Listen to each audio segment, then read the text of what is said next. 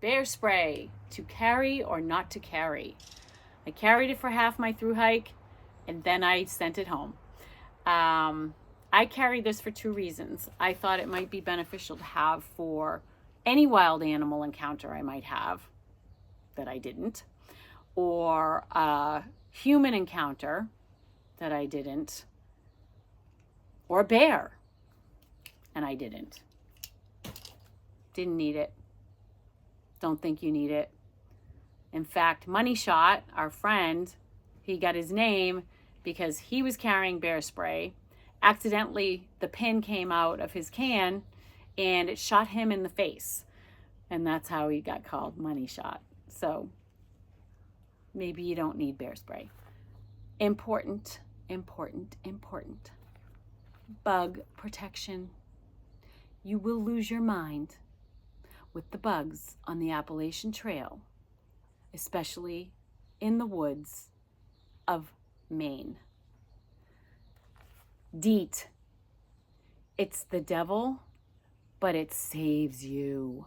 You have no idea.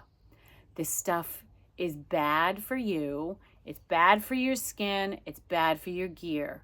But oh, the relief you get from the swarms of mosquitoes when you use this. It's worth its weight in gold. And you don't need much. You spray it on your hands and then you rub it all over you. All over you. Neck. Don't put it on your face. I wouldn't put it on my face. Other people did put it on their face, but I didn't because I sweat so profusely. It would end up in my eyes. So then a mosquito net, a bug net for your head. I had two. My first one was a Sea to Summit, and then I lost it. I will say that this one, this Ben's, is better than the Sea to Summit one for two reasons. One, it had this extra elastic thing on the top, which like sort of attaches to your hat. So it like sort of keeps it in place better. So I would do this and like it would just be on my hat and it would be good because it kind of kept this away from my ears so the bugs weren't getting in my ears.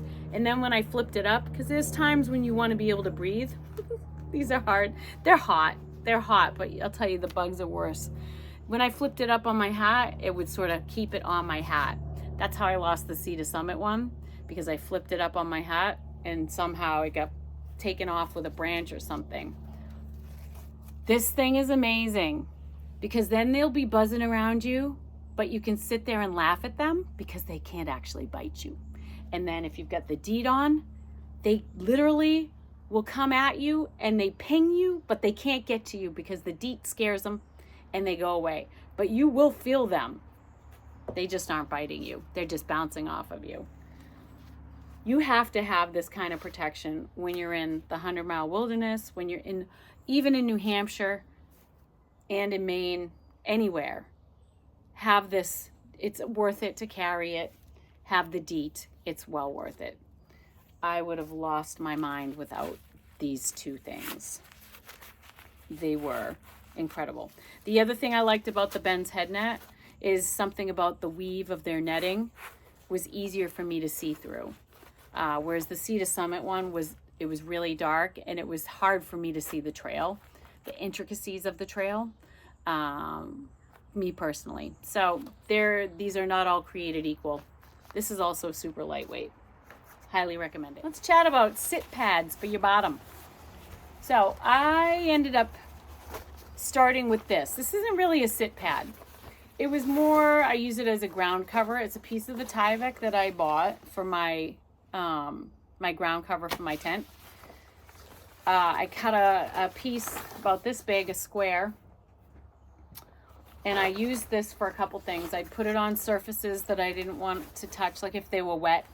I'd just put it on like a tree stump or a fallen tree to just use. It didn't offer me any padding, but it did offer a barrier so I wasn't getting whatever was on that mucky surface on me. I could sit on the ground with it. I could sit wherever. And it was literally just like something to keep me clean, if you will. Then I would use it in my tent. I would fold it in half this way and put it in the bottom corner away from my face, the opposite corner that my head was in, I would put this there, and I'd put my shoes on this, my hiking shoes and my Crocs, so that it just kept the bottom of my tent cleaner, which is a big deal for me because there's so much mud and crap that gets all over your shoes, and they just get so disgusting. Sometimes they're wet for weeks, and this just keeps stuff sort of separate. You don't need to do it, but that's what I did. So when we got to New Hampshire, we were at a hut, and this sit pad was sitting around. Everybody uses these. Everybody loves these. These things are great. It's a Band-Aid. This was at a hut, and we thought it belonged to some hikers that had just left, and we said, oh, we should carry it with us. Cup of Tea carried it in case we ran into those hikers again. We did not see them again, so she asked if anybody wanted it. I said, you know what, I'll use it. I'll try a actual sit pad. It was so nice to have a padded thing to sit on rocks and stumps and things like that, or even in the shelter at the end of the day to sit on while you're cooking. So, you know, it's up to you. Again, personal preference. I went most of my hike without it, but once I had it, it was a nice to have. This is an item I wish I had purchased at the beginning.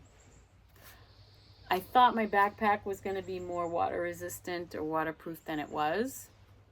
And with all the rain we had in Maine, I ended up getting this, strangely, at the beginning of the 100-Mile Wilderness. I got it at Shaw's, Poets Gear Emporium. I'll tell you, they probably have one of the best and most dialed-in gear shops on the whole AT. They had anything and everything a hiker would need. So I bought this rain cover, and it was fantastic. Poet walked me through how to use it, and it was super lightweight.